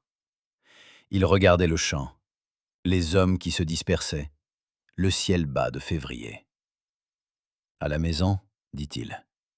Pas une question, pas un triomphe, simplement un mot qui possédait désormais une adresse précise. Le traîneau crissait sur la route gelée du retour. Veilla n'attendit pas. Elle grimpa sur le siège du cocher auprès de Hörvir dès que le traîneau s'ébranla et s'installa à côté de lui, posant ses pieds sur le marchepied. Il ne la chassa pas. Il conduisait, tenant les rênes, et se taisait. Et elle se taisait à côté de lui, ce qui, pour Veilla, était sans doute le geste le plus éloquent dont elle fut capable. Erwen était assise dans le traîneau avec ses sœurs et regardait leur dos, le petit et le large, côte à côte, sur le même siège. Elle songeait que le mot « maison », quand il est prononcé par quelqu'un en qui l'on a confiance, pèse tout autrement qu'une simple direction à suivre. Elle songeait qu'il y avait 3 mois, elle avait emprunté cette même route pour la première fois et comptait les corbeaux sur le faîte d'une ferme inconnue. Maintenant, elle les connaissait par leurs habitudes. Lequel se posait le premier sur le portail, lequel aimait se percher près du puits, lequel croassait avant un événement important. Elle connaissait l'odeur de cette maison le matin, bois sec et braise. Elle savait que la 3e marche du perron grinçait. Elle savait que Hörvir buvait sa décoction sans sucre et n'aimait pas qu'on mette beaucoup de sel dans la bouillie. C'étaient de petites connaissances, insignifiantes. Mais c'était précisément d'elle que se construisait ce qui ne pouvait être arraché par un ting. L'appartenance à un lieu et à des gens, qui n'étaient inscrites dans aucun acte de vente sur parchemin. La forêt de part et d'autre de la route s'assombrissait. Le soleil en hiver se couchait tôt, et au moment où apparurent les 3 collines familières, avec la ferme dans le creux, le ciel commençait déjà à bleuir sur les bords. Le feu dans la maison, Hörvir laissait toujours les braises vivantes en partant, les attendait. Les corbeaux sur le faîte étaient perchés comme toujours. La chèvre rousse dans l'enclos fit entendre sa voix en entendant le traîneau. Hörvir aida Reina à descendre. Il la prit en silence par le bras valide pendant qu'elle enjambait le rebord, et la lâcha dès qu'elle fut fermement debout. Elle ne le remercia pas. Il ne l'attendait pas. Erwen entra dans la maison la dernière et s'arrêta près de la porte une seconde, simplement pour sentir la chaleur sur son visage après l'air de février. L'âtre crépitait. Skaldrun avait déjà retrouvé ses tablettes et marmonnait quelque chose à mi-voix, s'installant sur le banc. Veilla faisait résonner une marmite, manifestement décidée à faire cuire quelque chose sans que personne ne le lui demande. Au souper, personne ne parla du ting. On parla des chèvres, du fait que Reina devrait retirer son bandage dans 5 jours, du fait que la neige sur le versant sud reposait différemment que la semaine précédente. Peut-être le printemps viendrait-il plus tôt qu'on ne l'attendait. Des mots ordinaires, une soirée ordinaire. Et dans cette banalité, il y avait quelque chose de si fiable qu'Erwen, levant les yeux de son étuelle, découvrit qu'elle regardait Hörvir. Il leva les yeux de la sienne au même instant. Leurs regards se croisèrent une seconde. Ni parole, ni geste. Puis tous deux retournèrent à leur souper. Mais la seconde avait existé. 2 ans. Ce n'est pas tant que cela, si on les compte en jours. Mais si on les compte par la façon dont changent les gens qui vivent côte à côte, c'est beaucoup. En 2 ans après le ting, la ferme dans le creux, entre les 3 collines, était devenue un autre lieu. Pas extérieurement, les mêmes murs, le même toit de tourbe, les mêmes corbeaux sur le faîte. Autre de l'intérieur, dans cette trame invisible dont est faite la vie des gens sous un même toit. Skaldrun, à 14 ans, connaissait les strophes skaldiques par cœur, mieux que certains skalds adultes qu'Erwen avait vus au marché. Elle les lisait à voix haute le soir, d'abord doucement, comme si elle était gênée, puis avec de plus en plus d'assurance, avec cette intonation particulière qui naît quand quelqu'un cesse enfin de penser à la façon dont il sonne et commence à penser à ce qu'il dit. Orvir l'écoutait sans commentaire. Mais un jour, il rapporta de la ville une nouvelle tablette, avec un texte qu'il ne possédait pas, et la posa devant elle sans un mot. Skaldrun passa ensuite toute la soirée à faire semblant de ne pas comprendre ce que cela signifiait, bien qu'elle le comprît parfaitement. Reyna, à ses 10 ans, en savait plus sur le potager que la plupart des femmes adultes des environs. Elle avait ce lien rare avec la terre, qu'il est impossible d'expliquer et très facile de remarquer. Elle sentait quand le sol était prêt pour les semailles, quand il fallait de l'eau, quand une plante était malade, avant même que cela ne devienne visible à l'œil. Orvir lui rapporta un jour de la foire des graines d'herbe qu'on ne plantait pas dans leur région, méridionale, inhabituelle, et dit brièvement « Essaie ». Reyna essaya. Sur 8 variétés, 5 prirent. Elle nota les résultats en runes dans sa propre tablette, qu'elle avait commencée à cette fin. Et Orvir, en la voyant, ne dit rien. Il la mit simplement de côté, avec cet air comme si cela allait de soi. Veilla, à ses 8 ans, soignait les animaux avec une assurance qui ne vient qu'après de longues années d'expérience, ou bien de naissance. Elle possédait la seconde. Elle savait où une chèvre avait mal au ventre avant même que celle-ci ne montre des signes de malaise. Elle savait arrêter le sang des plaies en appliquant les bonnes feuilles dans le bon ordre. Un jour, quand un cheval se mit à boiter, Veilla découvrit la cause. Un minuscule éclat d'os sous le sabot, avant que Orvir n'ait eu le temps d'examiner la jambe. C'est alors qu'il prononça, le soir à table, sans s'adresser à personne en particulier, les yeux fixés sur son écuelle. « Cette petite a besoin d'un maître dans l'art de guérir. » Veilla fit semblant de ne pas avoir entendu. Mais les 3 jours suivants, elle marcha comme si elle portait dans sa poche quelque chose de fragile et de très précieux. Avec Eärwen, c'était différent. Comme toujours, tout était différent avec elle. Elle allait sur ses 17 ans. Elle tenait les livres de comptes toute seule depuis plus d'1 an déjà. Et Orvir avait depuis longtemps cessé de vérifier ses calculs. Non parce qu'il avait cessé de surveiller, mais parce qu'il n'y avait pas d'erreur. Ils discutaient des décisions concernant le bétail et le commerce à table, comme 2 personnes ayant un droit de parole égal. Il disait son avis, elle disait le sien, et si ses arguments à elle se révélaient plus forts, il les acceptait sans effort. C'était si naturel qu'elle ne le remarqua pas tout de suite. Elle le remarqua un jour, quand la femme d'un voisin vint avec une question concernant l'exploitation et s'adressa à Hervir, et que celui-ci dit, sans tourner la tête, « Demande à Eärwen, elle s'y connaît mieux. » Entre eux avait grandi quelque chose qui n'avait pas de nom précis, et qui, pour cette raison, était particulièrement réel. Ils pouvaient travailler côte à côte toute la journée sans parler, non parce qu'ils n'avaient rien à se dire, mais parce que le silence entre eux avait depuis longtemps cessé d'être vide. Il était dense, comme du cuir bien tanné. Il contenait beaucoup de choses. Elle comprenait ses pauses. S'il regardait le feu et ne répondait pas tout de suite, il réfléchissait. Il ne se dérobait pas. S'il redemandait quelque chose d'évident, il pensait à autre chose, et il valait mieux attendre.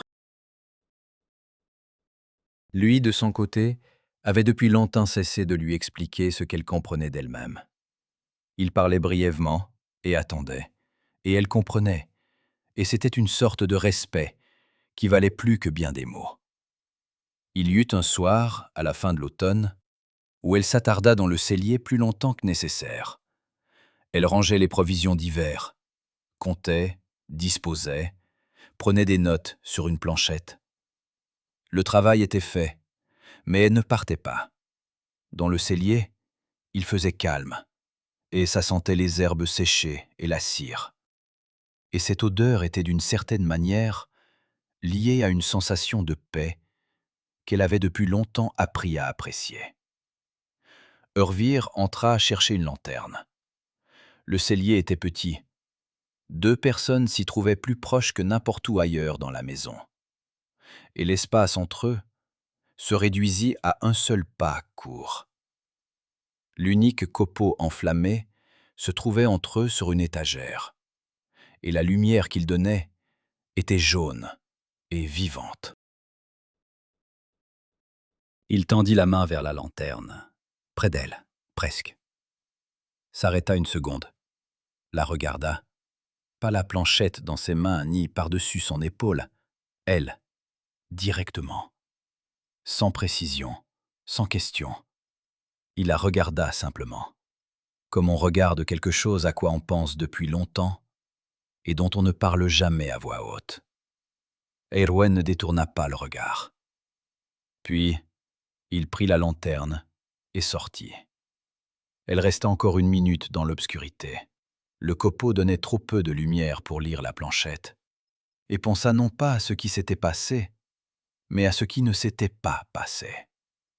Au fait qu'il avait détourné le regard le premier. Au fait que cela signifiait quelque chose, ou ne signifiait rien, et qu'elle ne savait pas laquelle des 2 options était vraie. Puis elle sortit et continua la soirée comme d'habitude. L'hiver vint plus doux que les précédents. Il y eut moins de neige, les vents furent plus calmes. La ferme vivait à son rythme. Travail, études, soirée au foyer. Urvir devint plus strict dans l'enseignement et plus doux dans tout ce qui n'était pas l'enseignement. C'était à peine perceptible séparément, mais dans l'ensemble, sensible. Il pouvait maintenant rester assis à table après le dîner plus longtemps qu'avant. Avant, il partait toujours s'occuper de ses affaires sitôt le repas fini. Il pouvait s'arrêter dans la cour sans raison, regarder le ciel, les corbeaux, sans se presser nulle part. Un jour, quand Skaldrun lisait à voix haute une strophe particulièrement complexe et trébucha au milieu, il lui souffla le mot suivant, doucement, sans se retourner. Elle se figea, puis continua. Personne n'en fit un événement. Mais l'événement était là. L'annonce, Urvir la fit un soir au cœur de l'hiver. Sans avertissement, sans circonstance particulière, lors d'un dîner ordinaire. Il posa son écuelle, s'assit, regarda les 4 filles tour à tour et dit « Je présente à Tyrmod une requête d'adoption officielle. Pas une tutelle, permanente, avec tous les droits, si vous le souhaitez. » À table, le silence se fit. Ce silence particulier qui survient quand les mots sont déjà prononcés, mais que la conscience rattrape encore. Puis Veilla bondit. Elle franchit le banc avec cette vitesse qui n'appartient qu'aux enfants de 8 ans et enlaça Urvir de ses bras, le visage enfoui contre son épaule. Il ne s'y attendait pas. Cela se voyait à la façon dont il se figea une seconde avant que sa main ne se lève et ne se pose sur sa tête. Une main lourde, habituée aux outils et aux rênes. Elle reposait sur ses cheveux clairs avec précaution, comme on pose quand on a peur de faire mal. Skaldrun ne bondit pas. Elle resta assise et pleura. Ni joliment, ni silencieusement, mais comme on pleure quand on s'est retenu longtemps et qu'on peut enfin ne plus se retenir. Elle s'essuya le nez avec sa manche, sans penser du tout à l'allure que cela avait. Et c'était sans doute la meilleure démonstration de ce qu'elle ressentait. Rena dit d'une voix égale, comme elle parlait toujours, « Nous le souhaitons. Pas seulement de ma part, de la part de toutes. » C'est simplement qu'elle avait trouvé la première, les mots qui convenaient aux 4, et qu'elle les avait prononcés de telle sorte qu'aucun ajout n'était nécessaire.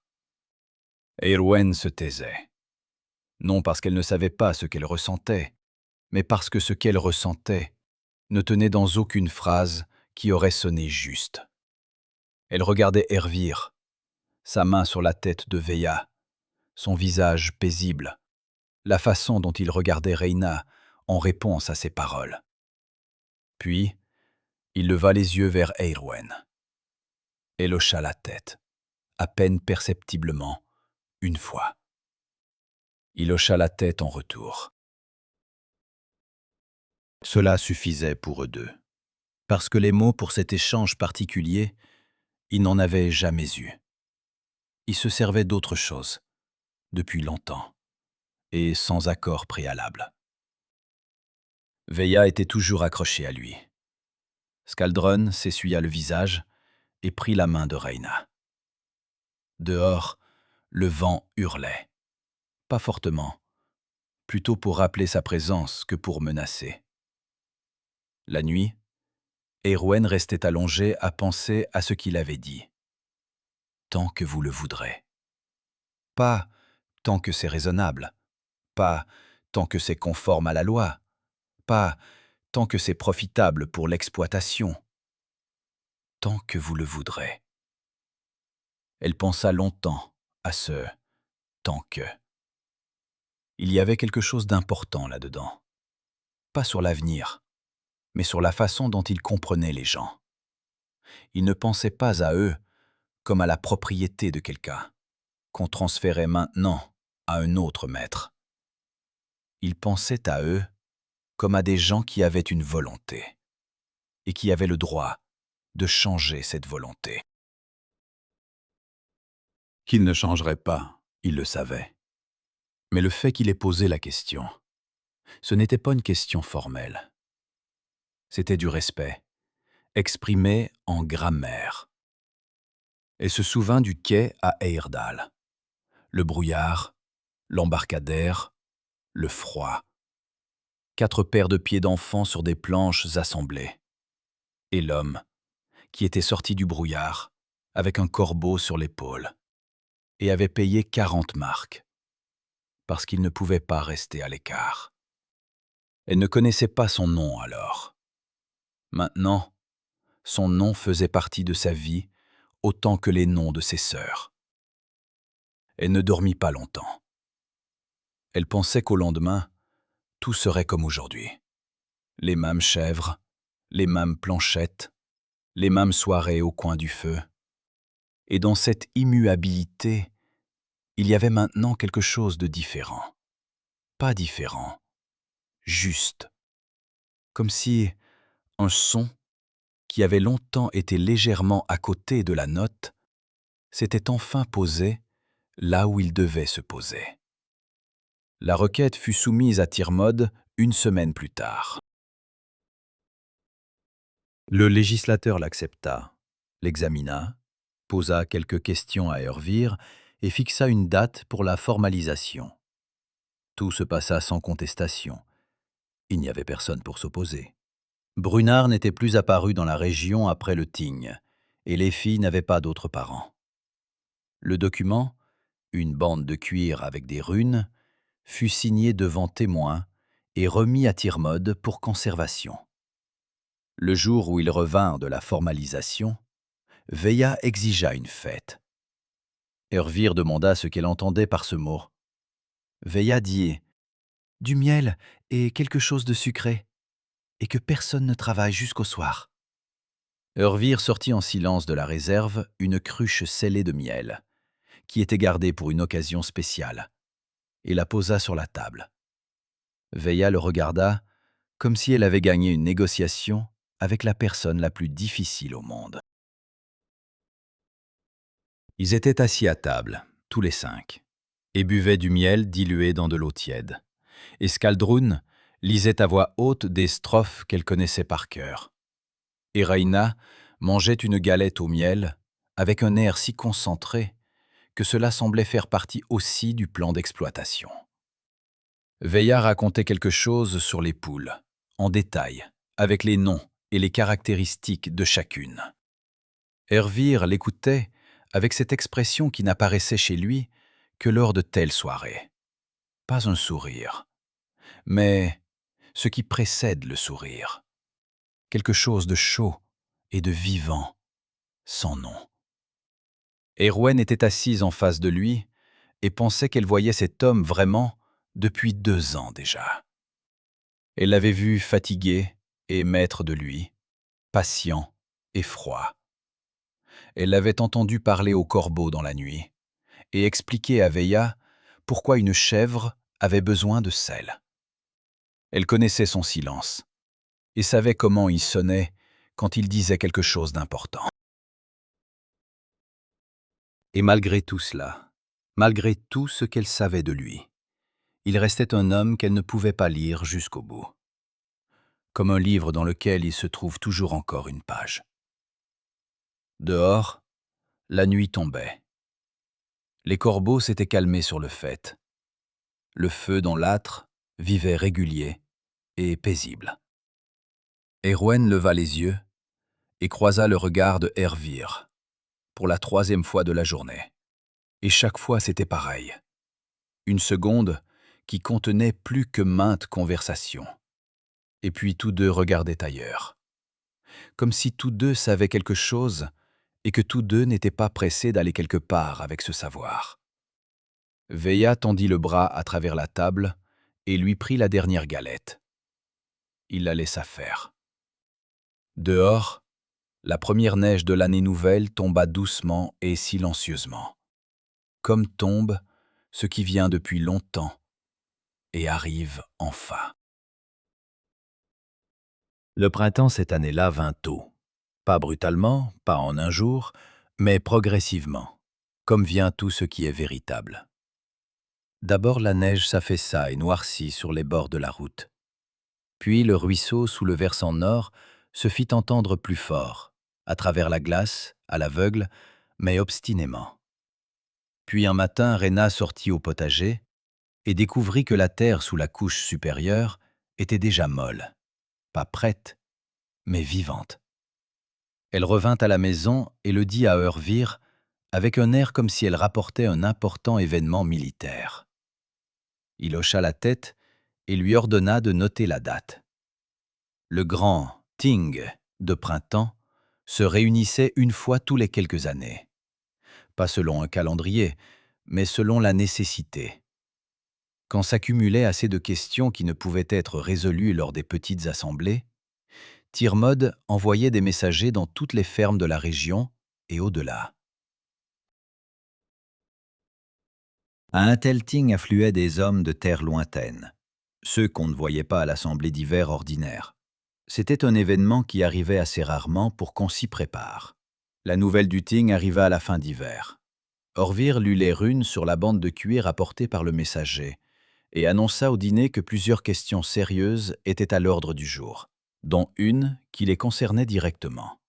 Dans plusieurs districts voisins, au cours des 2 dernières années, plusieurs enfants avaient été vendus en esclavage, selon le même procédé qu'avait autrefois employé Brunard. L'un des cas s'était mal terminé. L'enfant était mort chez son nouveau maître 6 mois plus tard, de maladie et de mauvais traitements. Tirmod soulevait la question de la loi. Autour de la table s'installa ce silence particulier qui survient lorsque les gens pensent simultanément, et chacun à sa façon, mais à la même chose. Skaldrun parla la première. « Il faut y aller. »« Nous irons, » répondit Hervir. « La question est de savoir ce que vous voulez y dire, et si vous voulez parler. » Erwen ne répondit pas immédiatement. Elle réfléchissait, non pas à la question de savoir si elle voulait y aller, cela, elle le savait. Elle réfléchissait à la manière précise dont il fallait le faire. Au fait qu'il y avait une différence entre se présenter devant l'assemblée avec sa douleur et se présenter avec son expérience. La douleur réclame de la compassion. L'expérience réclame de l'action. Elle voulait la seconde. « Je prendrai la parole au ting, » dit-elle enfin, volontairement. Non pas parce qu'on m'y convoquera. Hervir la regarda. Il ne dit pas « je m'en doutais ». Il ne dit pas « bien ». Il la regardait simplement, avec cette expression qu'elle avait appris à lire en 3 ans.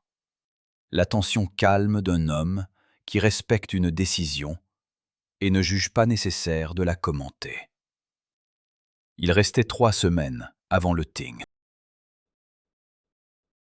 Erwan vécut ces semaines avec une sensation difficile à décrire, avec précision, comme si 2 courants parallèles coulaient en elle.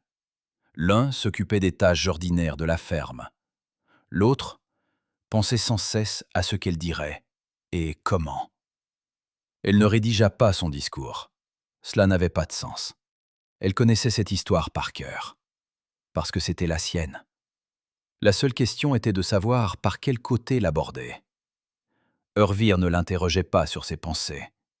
Mais un soir, alors qu'ils étaient restés tous deux à table, les sœurs dormaient déjà, le feu se consumait en braise, il dit, sans lever les yeux du harnais qu'il réparait, « Ne leur explique pas ce que tu as ressenti.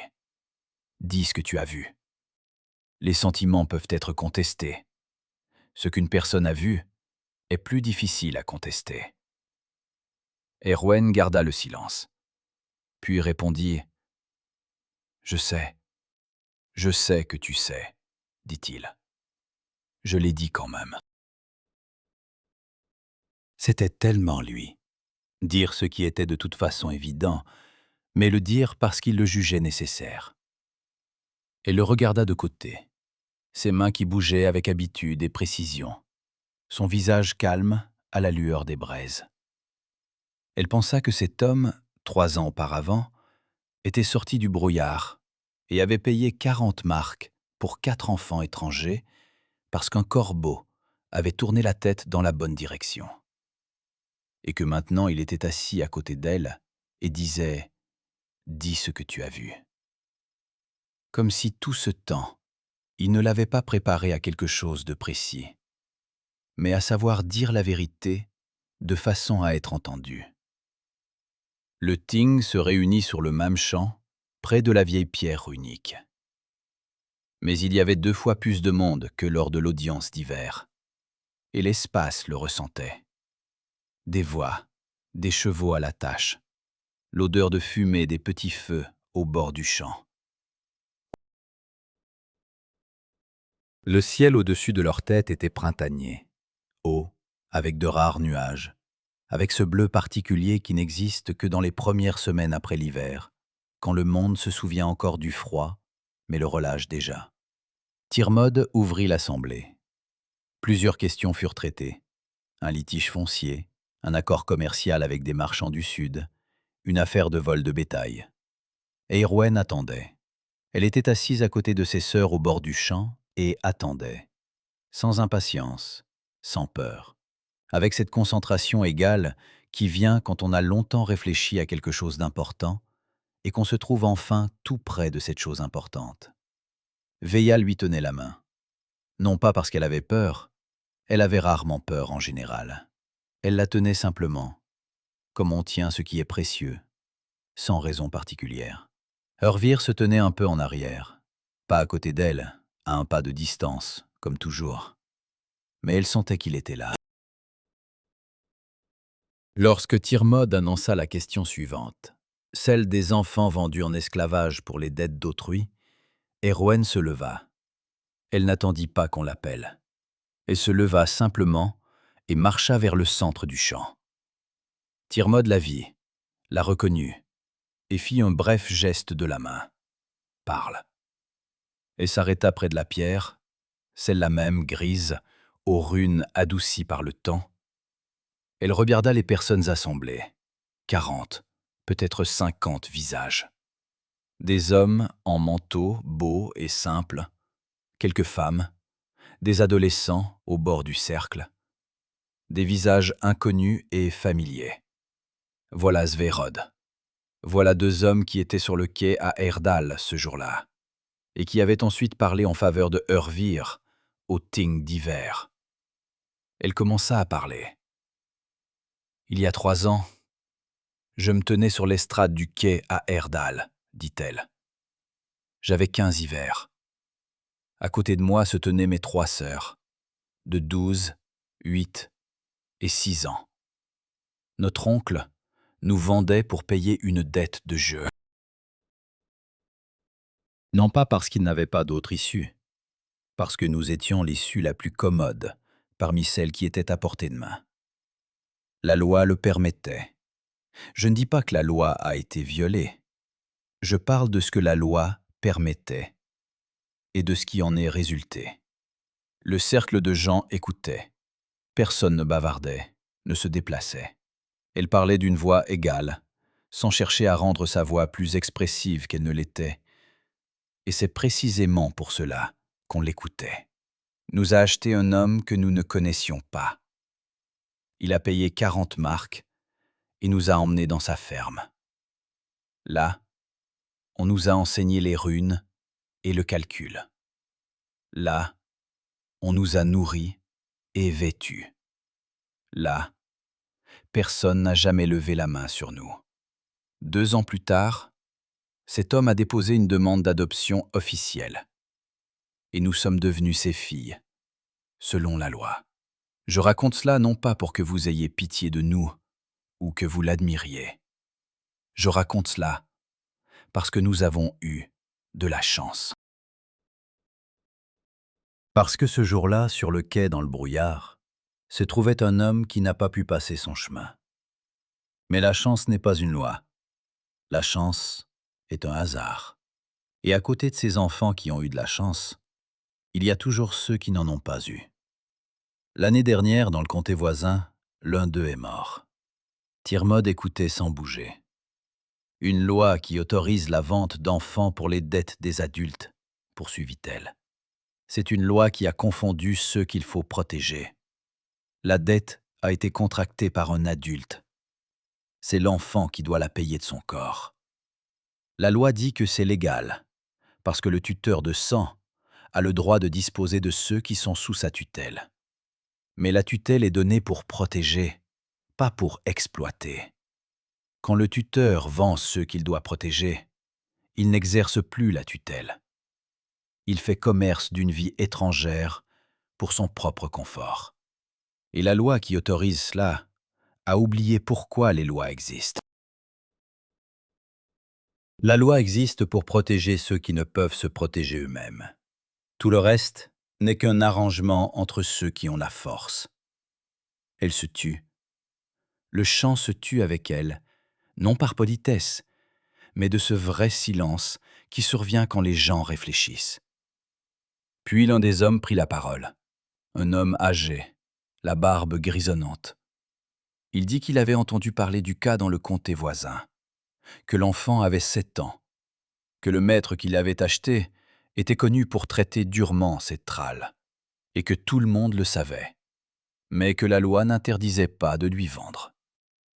Un autre homme dit que les droits du sang étaient le fondement de l'ordre, et qu'on ne pouvait pas simplement les abolir.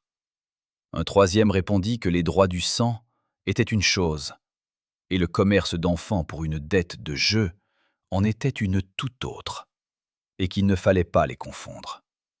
Le ting bourdonna. Tirmod leva la main, doucement, sans effort, et le bourdonnement s'éteignit. Le ting en discutera, dit le réciteur de loi. Erowen, fille de Eurvir, tu as dit ce que tu devais dire. Rentre dans le cercle. Elle s'éloigna de la pierre. Eurvir était là où elle l'avait laissé, à un pas de côté. Quand elle se tint près de lui, il ne se tourna pas vers elle et ne dit rien. Mais elle sentit son épaule effleurer légèrement la sienne. 1 seconde, pas plus. Par inadvertance ou non, elle ne savait pas. Sans doute, ne le savait-il pas non plus. Le ting délibéra longtemps, plus d'1 heure. Les avis étaient partagés. Certains approuvaient, d'autres s'opposaient, d'autres encore proposaient un compromis. Interdire la vente d'enfants en dessous d'un certain âge, en laissant le reste tel quel. Tirmod écoutait tout le monde, sans presser. Il était patient, comme l'est un homme qui sait que la hâte est ici pire que tout retard. Finalement, le ting vota. Pas à l'unanimité, 2 hommes maintinrent leur opinion. Mais la majorité était pour l'interdiction. Thiermod annonça la décision et dit aussitôt qu'elle serait gravée sur la pierre près de la vieille route, pour que tout passant puisse la lire et sache ce que le Ting avait décidé. La pierre fut apportée le lendemain, neuve, en granit gris du Nord, lourde et dense. On la dressa au bord de la route, en présence de toute l'assemblée. Le graveur prit son outil et commença à frapper le premier signe. Le son était pur et aigu, métal contre pierre, coup après coup. Erwen se tenait là et écoutait ce son et pensait que c'est ainsi que se fait l'histoire. Non par un grand geste, mais par une multitude de petits coups sur le dur. Chacun pris isolément ne signifie presque rien. Ensemble, ils demeurent. Eurvir se tenait près d'elle. Il regardait la pierre, le graveur, les premières runes apparaissant dans le granit. Puis, l'un des corbeaux arriva et se posa directement sur la pierre, immobile, comme s'il vérifiait qu'elle était assez solide. 1 minute plus tard, le second arriva et se posa à côté. Eurvir les regarda longuement.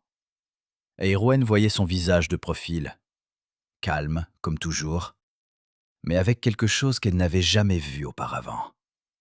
Ce n'était pas la tension qui se relâchait, non, plutôt quelque chose s'achevait. Comme s'achève un long travail, non dans une explosion de joie, mais dans une sensation tranquille, précise, que ce qui devait être fait a été fait. La dette est payée, dit-il. Doucement, à personne en particulier.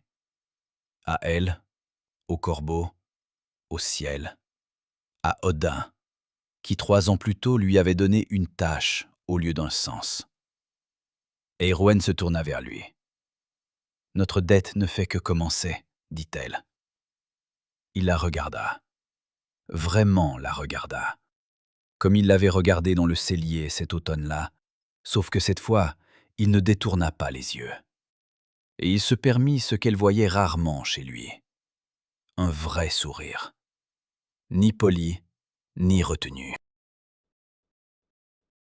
Bref et chaleureux, comme le premier jour où le soleil commence enfin à réchauffer après un long hiver. Et pas seulement à briller. Je sais, dit-il.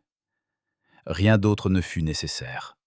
Veilla apparut derrière lui et se plaça entre eux, regardant les corbeaux sur la pierre, avec l'air de quelqu'un qui avait longtemps soupçonné que les oiseaux étaient plus intelligents qu'ils n'en avaient l'air, et qui recevait maintenant confirmation.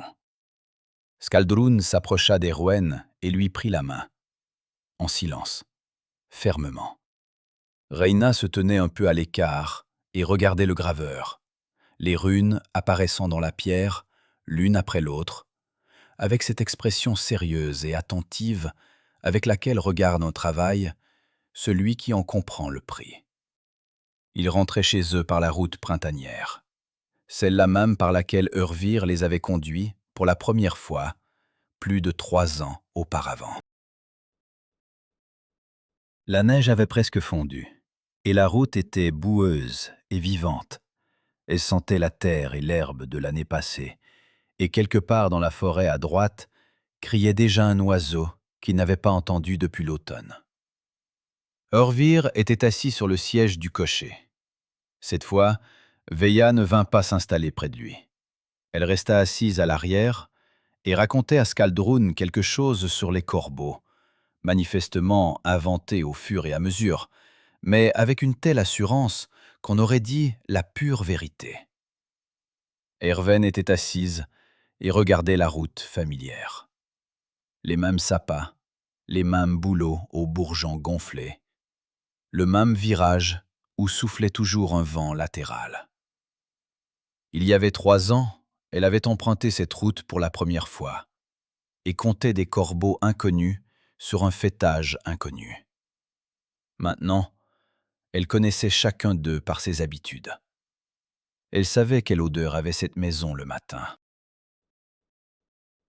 Elle savait